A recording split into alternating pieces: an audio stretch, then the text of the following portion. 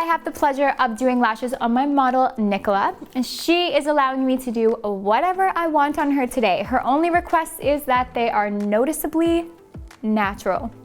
When someone says that to me, first off, I show photos to make sure that I understand what they want out of their lash set. But secondly, I almost always grab for 3D 0.07 lashes.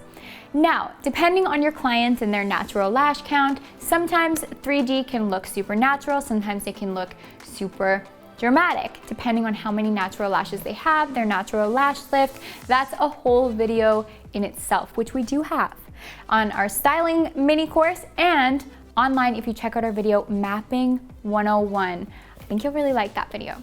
But today, I'm going to play around with our 3D Ultra Dark Pre-Fan Lashes. Again, these are brand new. They are a little bit of a darker version of our standard pre-fan lashes. So they're a brand new fiber of lashes that are really, really flexible, but just super dark. So if you loved our standard pre-fan lashes, but every client wants just a little bit more, great product to try out. Okay, so I'm not just gonna talk about these pre-fans today. I'm gonna show you exactly how I work through any and all lash sets from start to finish. I can't wait to show you what these guys look like. First thing I do before every lash set is I get my tweezers ready. I use barbicide, I go through the whole cleansing regime. I'm not gonna show you that in this video, but if you want a video, don't forget to comment below. We're happy to share it with you. Next thing, I get my client's chair ready and I make sure that it is so comfortable for them. So I take my leg pillow, put it under my client's legs. I find that when they're laying for a while, just a little extra cushion under their legs. Everyone seems to like that.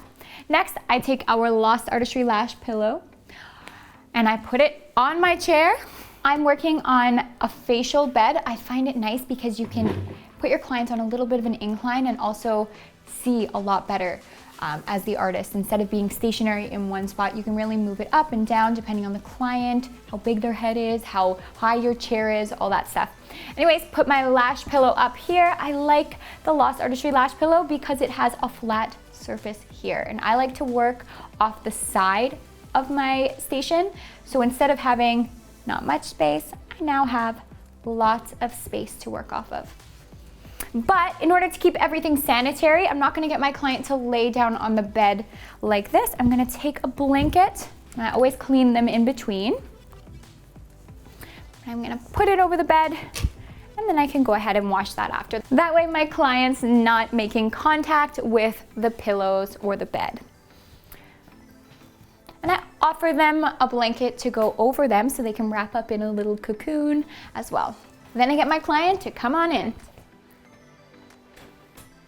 Now, I've already planned out my set today. I almost always get clients to send me photos of their full face with no makeup on. I've actually done her lashes before, so I've had lots of photos of her lashes with and without lashes to work off of. So I've already planned her set out. And how I've done that is I've taken my iPad and in the Procreate app, I've just drawn up my lash map. So I have a little tiny chair on the side of me. I'm just literally going to use this map as guidance and I'm gonna have it laid on the side of me so I can always refer back if necessary. Today I am working with a mix of D and C curl, very specific. D curl is gonna be on the bottom layer for a part of my set and C curl is gonna be on the top. So I wanna keep referring back. I am gonna draw her mapping, but I do find it nice to have something on the side of me just to look at while I'm lashing, just to keep my mapping in mind. So I've already set up my lash tiles, as you can see. I have my pre-fans on one and my handmade volumes on the other. Our pre-fan lashes only come from lengths 8 to 15 at the moment, but I am gonna be working with 5, 6, 7, and 8 millimeters in handmade volume as well. So I have those set up on my lash tile. Now, both of these are actually the same lash tile. So this is a little bit of a lash hack for you. So I have taken our Lost Artistry Lash tile and just flipped it backwards and sideways to fit our really long pre-fan strips on it. Now you don't have to do this, you can certainly cut them in half and put them along the strips on here as well, but you go through pre-fans pretty fast, so that's a nice trick that I like to use. So I'll just work back and forth on these tiles. Next, I have to get my hands sanitized before I touch my client. I've already done this, but before we start working as well, because I just touched my iPad and stuff.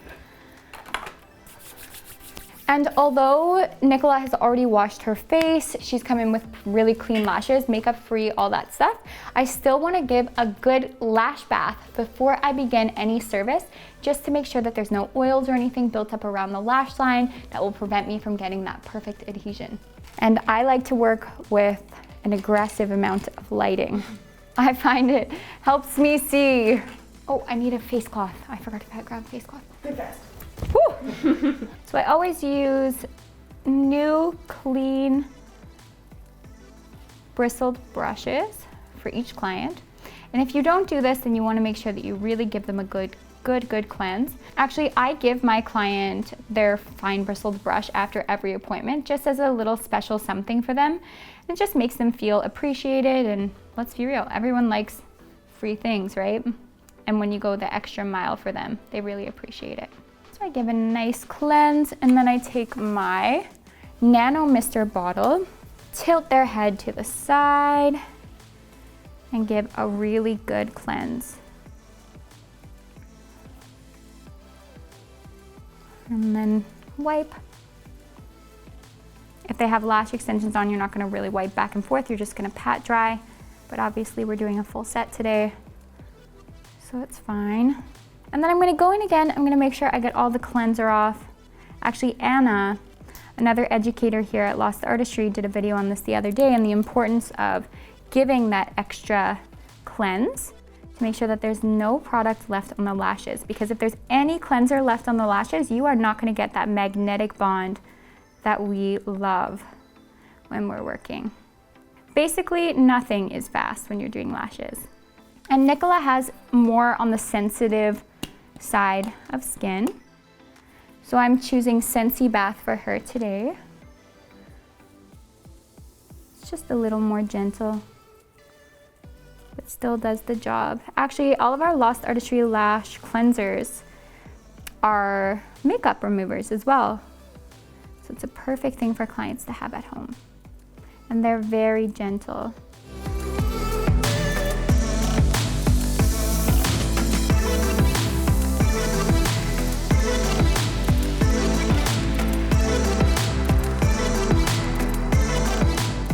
And now I just want to make sure that Nicola's lashes are super dried, so I'm going to use my glue braider for this. Glue braider subs as a fan as well.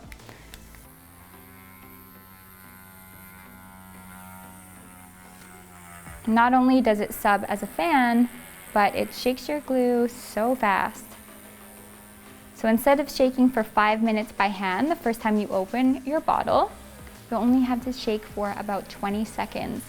But the trick is to turn your glue upside down when you're shaking. You don't want to shake up and down, you want to shake side to side if you're shaking by hand. So you are going to turn the glue braider itself upside down.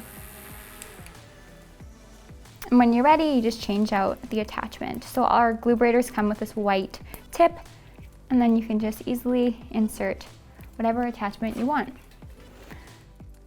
I'm working with our bondage glue for this service, which is our most popular glue here at Lost Artistry. It cures in 2 seconds, and it's wonderful for pre-fan, handmade volume, classics. It's such a versatile glue.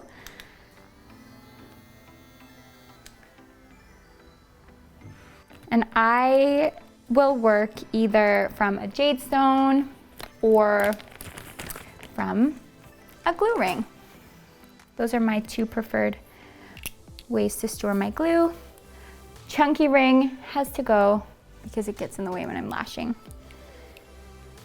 And when I wear my glue ring, I like to wear it halfway on my finger, which is not what everybody does. That's just my preferred way to wear it. Take one dot. Now, this little bit of glue that's on the tip, that will cure just from the air, the moisture in the air. And we don't want that because you might notice that your glue top will get stuck on the bottle. So we're gonna take our glue wipes, and there's a specific way to burp your glue. You're gonna push that air bubble out and then keep pressure on the bottle, because if you let go of your pressure, you're gonna accidentally suck the air into the nozzle of the glue and it will get stuck. So you can either use your glue pin at this stage and just keep your glue pin in between surfaces, or keep your pressure until you put the top back on your glue nice and secure. Then you can let go. And then just to keep it at the right humidity and temperature, store it in your glue home with silica packs. 1 silica pack is more than fine. You can also store them in rice if you choose. So I'm gonna open up my Freshie. It is allergy season here in Victoria, BC.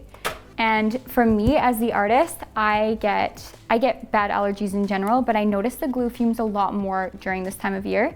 So for myself today, I'm opening up Freshie and I'm gonna lay it on the side of my client's head and leave it open during the service, because it actually sucks the glue fumes out of the air and into the bottle so that they don't irritate me as much. Or my client. If you have a client who's sensitive, it'll do the same thing. Next, I'm just gonna pick up my tweezers. I've already cleaned these tweezers.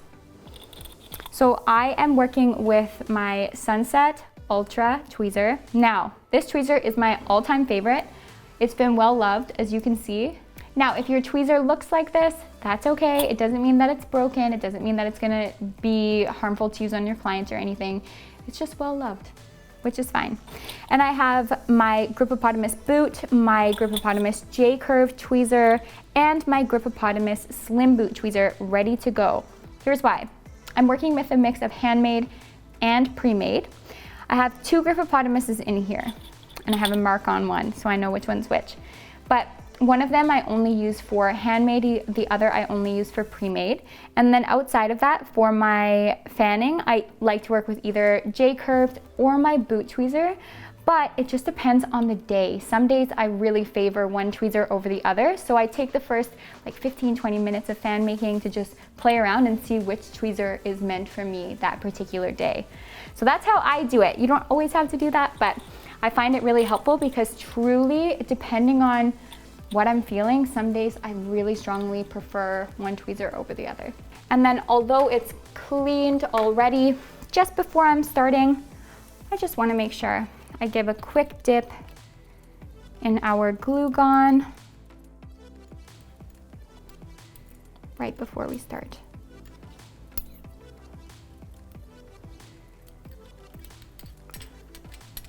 And then I'll take some glue wipes again, just to get rid of any of the solution. Make sure that it's perfectly dry and clean. Now I'm almost ready to get into lashing, but first, even though I've already planned out my set, I need to make markings on her eyes where I need each length to go. So when I run through how I do this, just know that this is specific to me, and whatever you need to do in order to remind you of how your mapping will look, then that is absolutely fine. So get creative and do whatever works for your brain. So I'm gonna take a Sharpie. Don't worry, it will come off. And I'll get you to open up and look forward. You might want to turn off some lights for this step, just because sometimes clients' eyes will water like this. Actually, this is another nice thing that you can do with your glue wipes. So what I'm marking is where the eye starts to tilt down. It's because I want my lengths to look longest in the area where the eye tilts down, but if I'm fighting against the downward tilt of the eye, then I need to really adjust my lengths. So I'm gonna use my longest lengths from here to, close for a sec, right there. Open just so I can double check.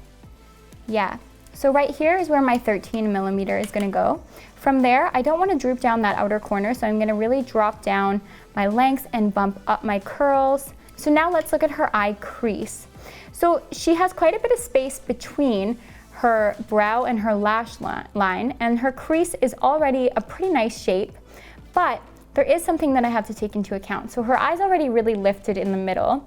So if I'm looking for a more of a squirrel type lash set, I need to, again, use longer lengths on that outer corner where they start to tilt down, and much shorter lengths in the middle of the eye because it is already so naturally lifted. Not to mention that her upper lid, her eyelashes sit really high up. So if I were to use really curly lashes on that top layer, I would probably accidentally hit her brow above, but I don't want to do that. So I'm going to get creative by using more dramatic curls out here, D curl on the bottom layer in particular, and then C curl everywhere else because I don't want to hit the skin above her eyes. But I also do want to fill out a little bit of space between her eyebrow and her lash line. So that's where my longest lengths are going to be, and then from there I'm really just going to work down in lengths. It's going to be really pretty.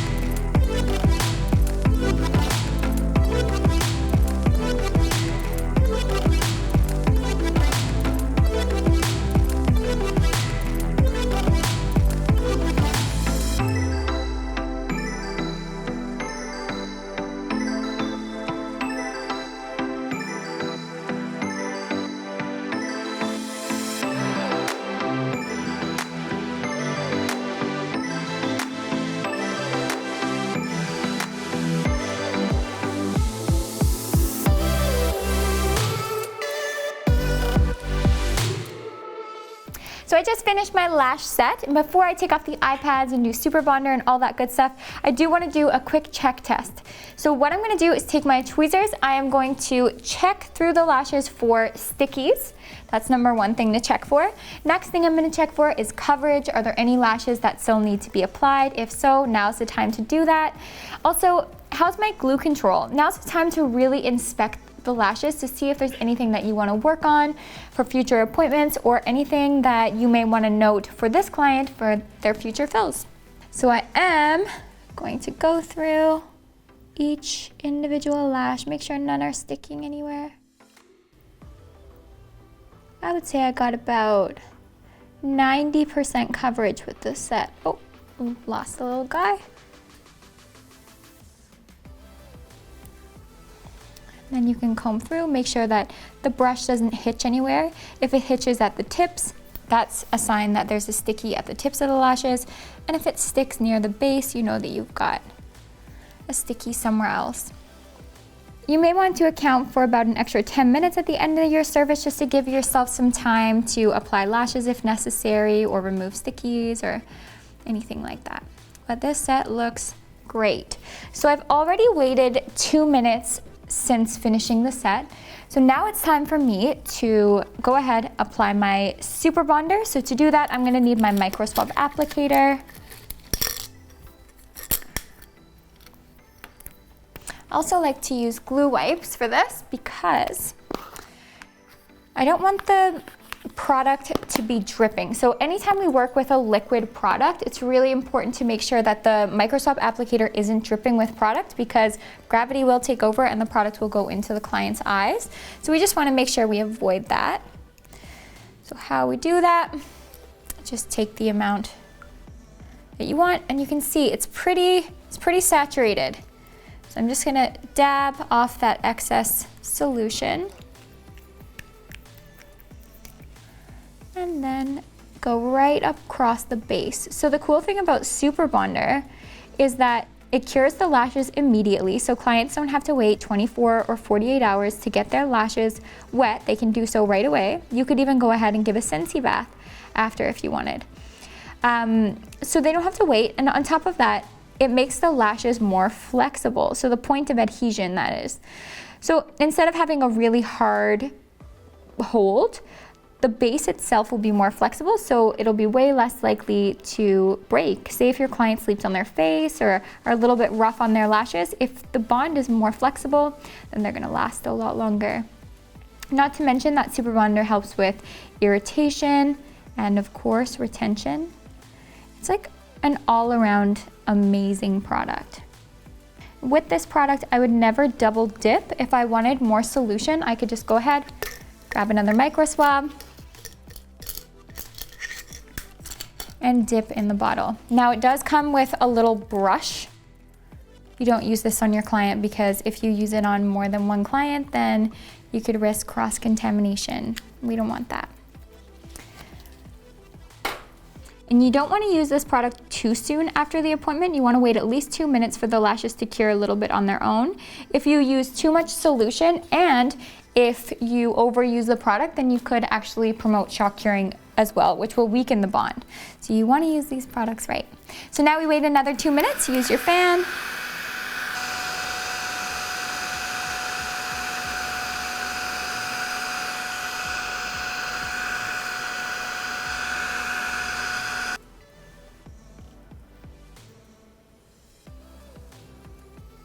So when it comes to the Nano Mister, it also cures the lashes, but not quite as controlled as the Super Bonder does.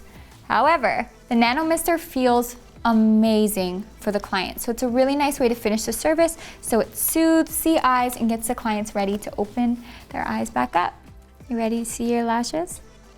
Open up. Oh my goodness, they look so good. Wow, look at them. And I always finish by giving my client my lash cleansing brush, mascara wand, aftercare cards, and a Scentsy or lash bath. Now, you don't have to do this. You can sell Scentsy or lash bath as a combo, or you can give them out for promotional purposes. Say you are trying to build a clientele. By going the extra mile and having a monthly promotion where clients who come in for a full set on, say, July, they will get a combo for free. Clients love that stuff, and if you're looking to build a clientele, that is the way to do it.